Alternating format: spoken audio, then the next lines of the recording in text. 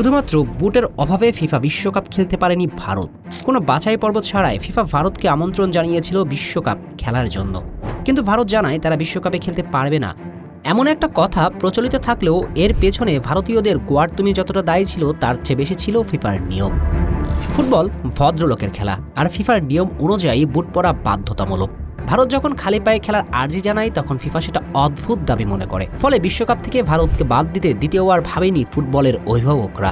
চলুন জানা যাক আসলে কি ঘটেছিল, কেন সুযোগ পাওয়ার পরেও ভারতকে বাদ দেওয়া হয়েছিল। দ্বিতীয় বিশ্বযুদ্ধের কারণে ফুটবল বিশ্বকাপের টানা কয়েকটি আসর মাঠে গড়ায়নি, তবে 12 বছর পর সিদ্ধান্ত হলো আবারও বসবে ফুটবলের সবচেয়ে বড় এই আসর। কিন্তু তড়িঘড়ি করে আয়োজিত এই আসরের জন্য ইউরোপের দেশগুলো প্রস্তুত ছিল না, তাই সিদ্ধান্ত নেওয়া হলো বিশ্বকাপ অনুষ্ঠিত হবে ব্রাজিলে। সবকিছু ঠিকঠাক থাকলেও ফ্রান্স সহ ইউরোপের বেশ কয়েকটি দেশ জানায় তারা এত অল্প সময়ের প্রস্তুতিতে অংশগ্রহণ করবে না। চিন্তায় পড়ে যায় আয়োজক দেশ ব্রাজিল। শুধুমাত্র লাতিন আর ইউরোপের কয়েকটি দল নিয়ে টুর্নামেন্ট আয়োজন করলে সেটা তো আর বিশ্বকাপ হয় না। তাই ব্রাজিল সরকারের পক্ষ থেকে প্রস্তাব পাঠানো হলো এশিয়ার কয়েকটি দেশকে, যার মাঝে ছিল ভারত। তখন চলছিল ভারতীয় ফুটবলের স্বর্ণযুগ। 1948 সালে অলিম্পিকে দুর্দান্ত ফুটবল খেলেছিল তারা, তবে অলিম্পিকে তারা খেলেছিল খালি পায়ে।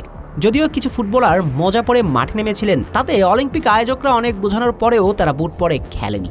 সেই ধারাবাহিকতায় তারা বিশ্বকাপেও ধরে রাখতে চেয়েছে, অর্থাৎ বিশ্বকাপেও তারা খালি পায়ে খেলবে। ভারতের এমন আবদার শুনে ফুটবল বিশ্বে হাসির রোল পড়ে। আয়োজক দেশ ব্রাজিল অনেক বোঝানোর চেষ্টা করেছিল যে ফুটবল নিয়ম শৃঙ্খলার খেলা এবং বুট পরেই খেলতে হবে, কিন্তু ভারত তাদের সিদ্ধান্তে অনড়। খালি পায়ে ছাড়া তারা খেলবেই না। ভারতের এই জেদ দেখে শেষ পর্যন্ত বাদ দেওয়া হয় বাংলাদেশের প্রতিবেশী দেশটিকে।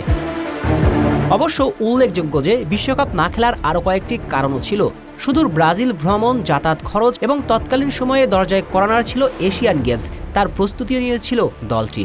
সব মিলিয়ে শেষ পর্যন্ত ভারত পিছু হটে।